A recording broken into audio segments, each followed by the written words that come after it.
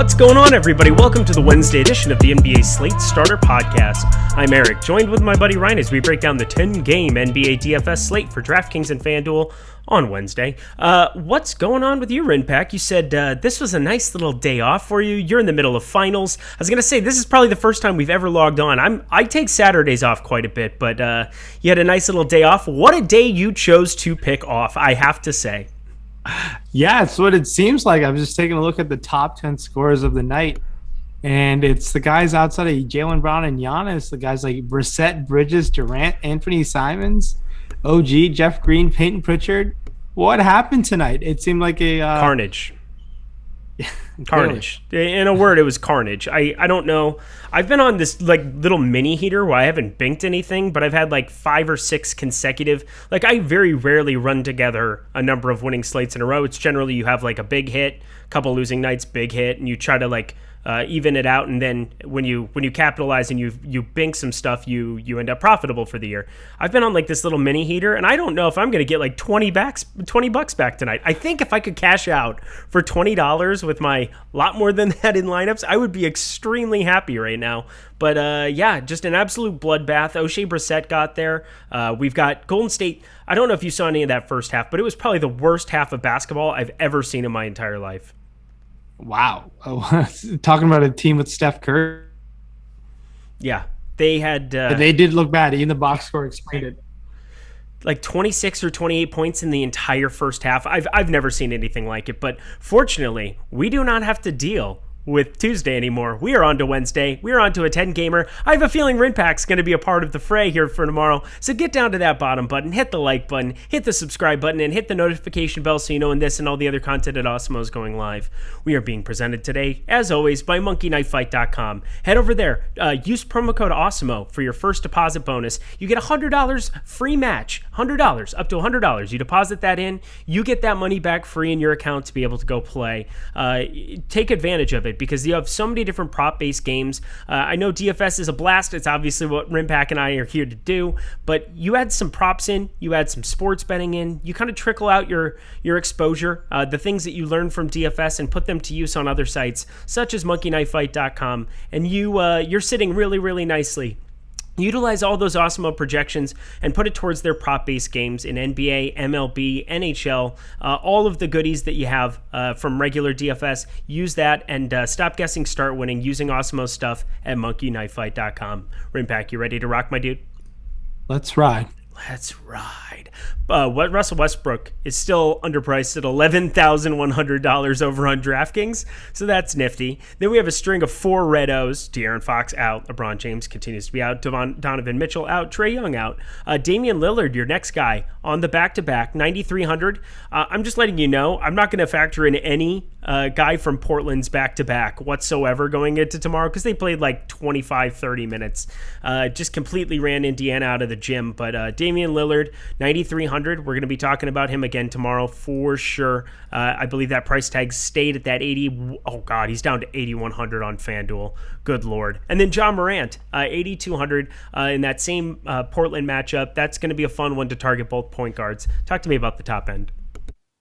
Yeah, top end of point guard, we got Russ, we got Dame, we got Ben Simmons, and I think over there, taking a look at the salary over there, we got Simmons, a matchup versus Atlanta under 8K. I know he's been very, very miserable pretty much the whole second half of the season. He's coming off of sickness. I think it's a great tournament option. Russ, obviously, in a class of his own versus the Lakers. I know Davis being back helps their interior defense, but Russ can still, he's matchup proof, and we know that. Other guys who have point guard eligible, John Morant has turned it up a little bit against Portland. It's a really meaningful game because I believe Portland is now in the play-in game situation. Memphis is fighting for position in the play-in game situation. So really, really important game in terms of implications. Other guys in the point guard spot, Halliburton against Utah. Utah has not been playing well of late, and Halliburton has been producing without Fox. DeJounte Murray with no Derek White in the picture could lead to a more significant fantasy production. He was great in overtime against Washington as he put up 60 3/4 fantasy points. But over there, Dame Lillard is only $8,100. That is on FanDuel. That is $3,000 saving off of Russell Westbrook. What a time. That price has fallen quite a bit. He got up to 36.8 fantasy points in 31 minutes of play, only went 6 to 14. I expect him to be quite popular, and he can definitely pay off that price tag. If you don't want to pay 8,100 for Lillard, if you want to pivot to a guy like Chris Paul against the Clippers, who are going to be potentially without Paul George and Kawhi, that's fine. But we just know what Dame Lillard can do in that upside. And John Morant is also $8,100 in that same game. So no issues going there. If you want to spend down tomorrow, not the easiest thing to spend down. I believe Brandon Goodwin was wheeled off the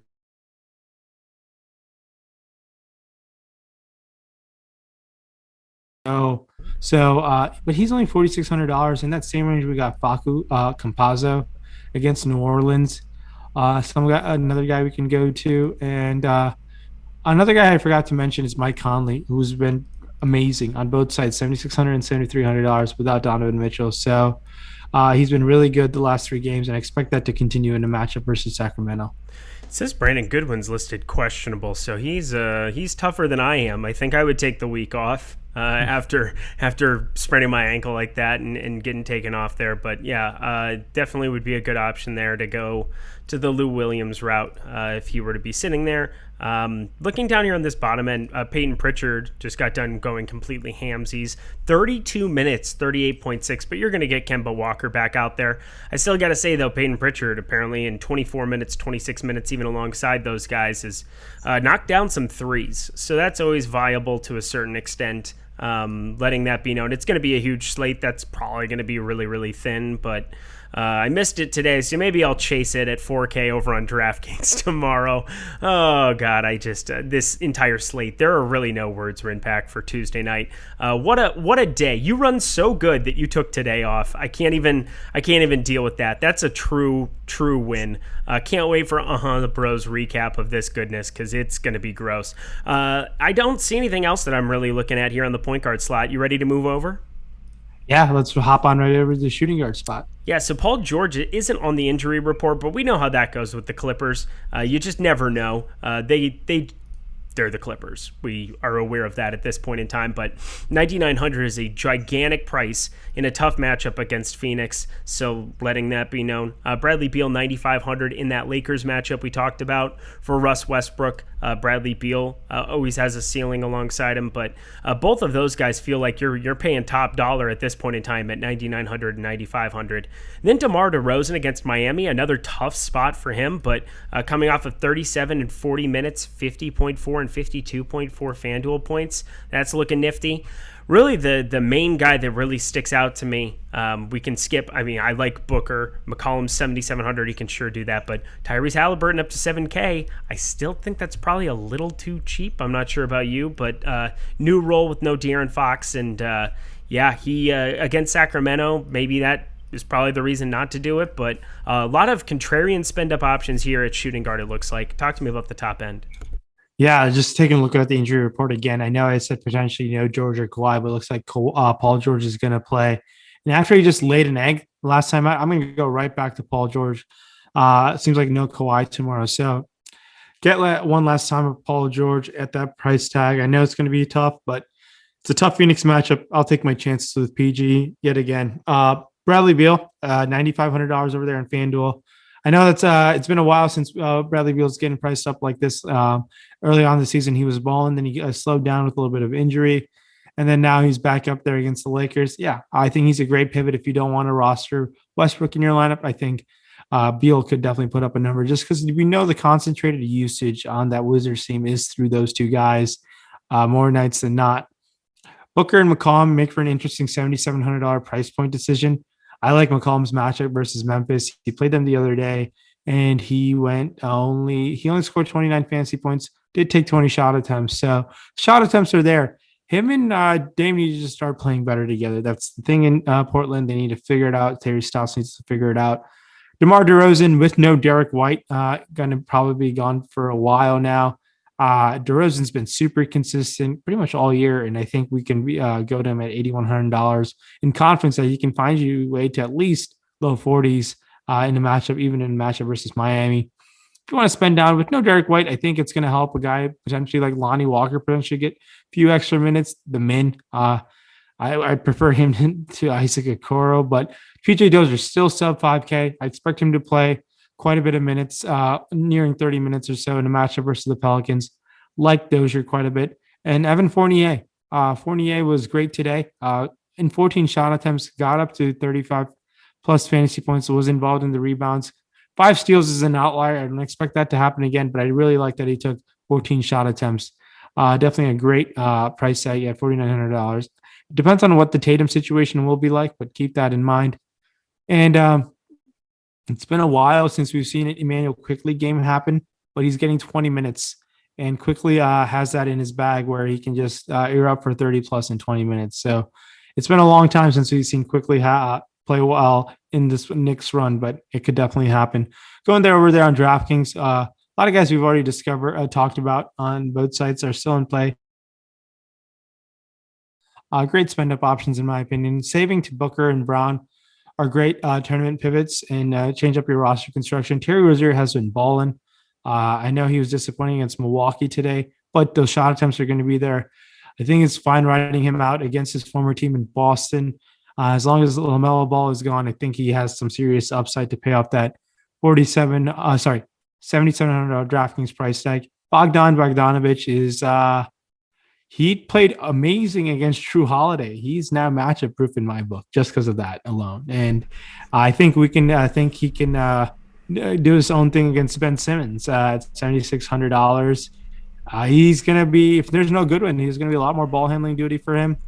I expect around 20 shot attempts. You gotta love Bogdanovich at that price tag. And to route out the shooting guard spot, in my opinion, I love both the Kings options in Buddy Hield and Tyrese Halliburton. Even at those DraftKings price tags. Anyone else stand out to you if you want to spend down on the shooting guard before we go on to small forward? Yeah, so I think Evan Fournier decided to play a little bit of basketball tonight, which was good. We'll see if he's good to go on the second half of a back-to-back. If not, we're going back to Marcus Smart probably. So Kemba Walker, Brad Stevens said is going to be out for tomorrow as well.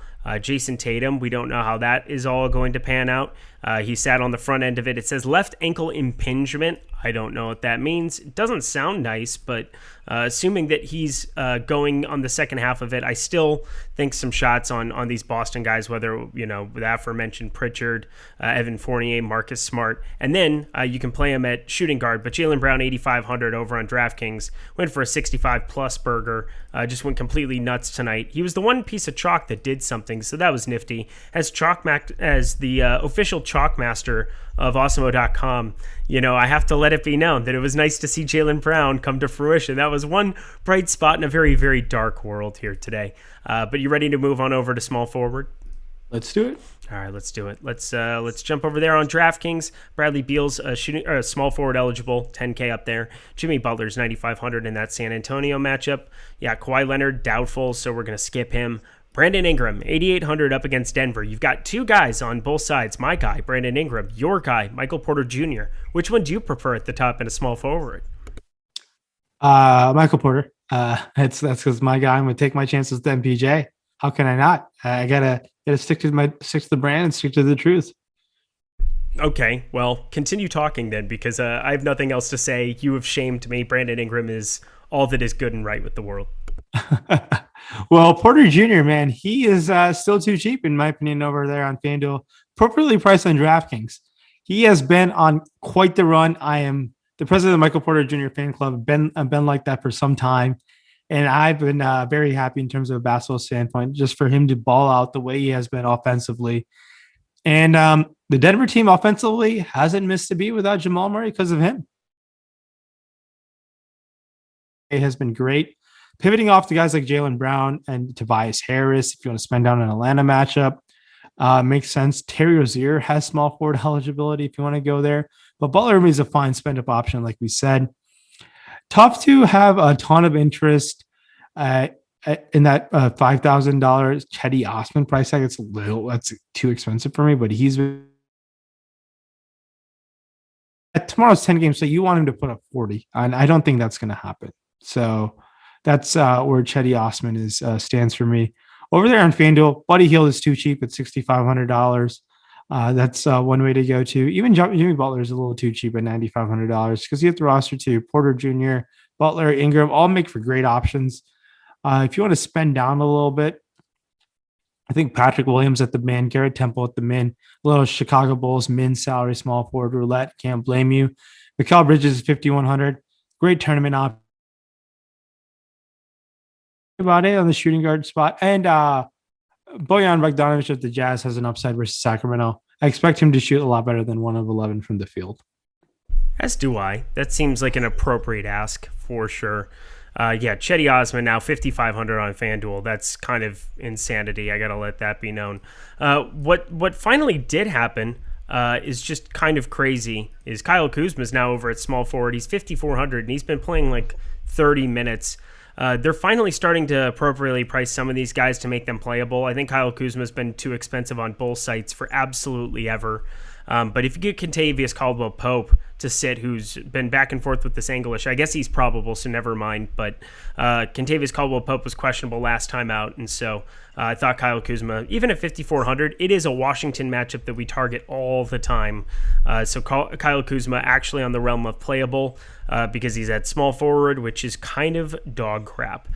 Cameron Johnson down there at 3,900, still playing 30 minutes. I think if you need a guy, that's fine to go there. Not excited about that on FanDuel, but suppose it's on the realm of playable. And then that's kind of about it. Gary Harris is maybe the worst fantasy producer ever in his 30-ish minutes, but 32, 35 minutes the last 2 times out. He can run into some stocks and make some stuff happen at 4,200 over on DraftKings. So that's about all I got for that position. Anything else you got? Taking a look over there, we saw Damian Dotson, I believe, played 24 minutes against Toronto. I think that was a lot because of blowout run, but he's the min. So just because he's the min salary, that's the only other guy I think that we can look at. Okay. Actually, another guy, Shaq Harrison also has been playing quite a bit of minutes. I'm assuming a lot of it's been a blowout run. So there's just guys at the min salary. It's a 10-game slate where you just sometimes like that min salary for him, a guy can crack 30 somehow, will change your lineup and really jump a lot of the field. Yeah. That's about all I see down there. It's a bunch of the regulars under 4K you could take shots on, like Thibault if he ends up starting, if you got like to 24 minutes. One of the Martins, I believe it was Cody Martin was the one that went off today. He is sitting at small forward 4K. He had played 31 minutes, put up 40 and a half. So I guess he'd be the last addition to that position for me over on DraftKings. But ready to move along to power forward? Let's do it. All right, Julius Randle on the top end, 9,900 there. Anthony Davis, it's got a red O next to him, but I'm pretty positive that he's playing tomorrow, so I'm going to assume he's playing until I hear otherwise. 9,500 up against Washington. Starting to see those minutes elevate, 16, 28, 31. Now we get to like 33, 34 minutes. That would be awesome up against Washington. Definitely a guy to pay up for if that were to be the case. Zion Williamson, that price has now started to come down a little bit here. They've been in some non-contested games. That Orlando game where they just completely blitzed them. San Antonio and the Clippers, again, the Clippers game, they blitzed them. So now we're getting a discount on Zion. He's basically getting penalized for being too good and for blowing teams out in a couple of these games. So 9,400 like that over there for him. 9,200 Jason Tatum if he goes. And then PJ Washington, 7,400. They ended up going down to the Bucks on the second half of a back-to-back. But that's a big number to be paying for him there. I think kind of looking up at the top end and then this mid-range. Talk to me about power forward. Yeah, I mean, you talked about Zion Williamson. You said he was under 10K on FanDuel. I'm going to have a ton of interest. You know who we are. We're going to hone that in. We're going to ride Zion to 11K. We are who we are. I don't have the rights to that. I'll stop singing.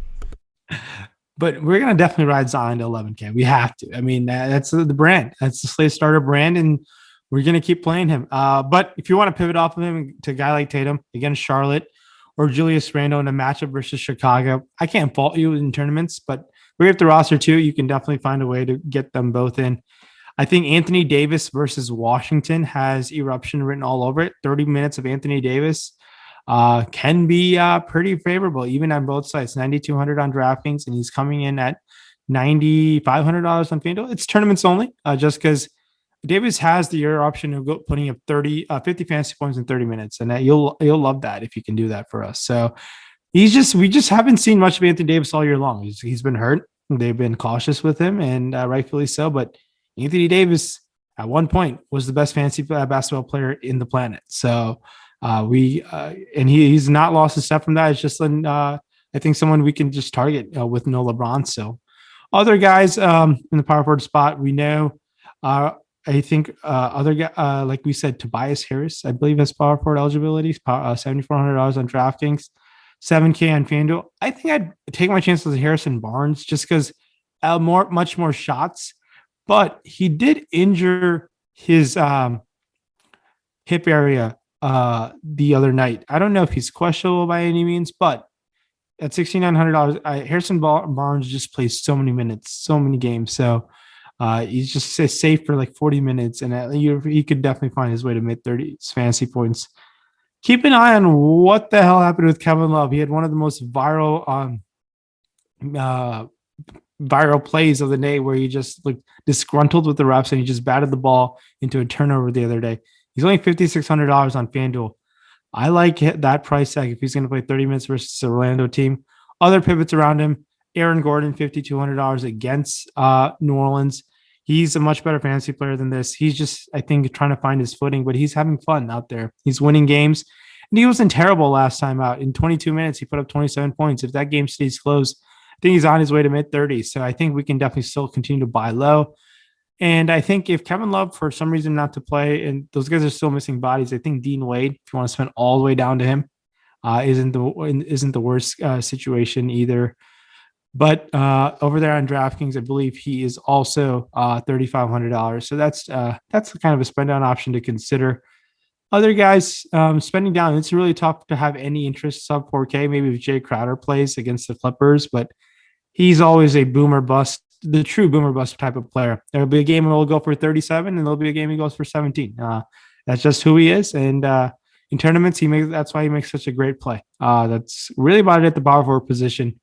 Love Zion in this Denver matchup, and really everyone else. You love everybody else. That's so nice of you.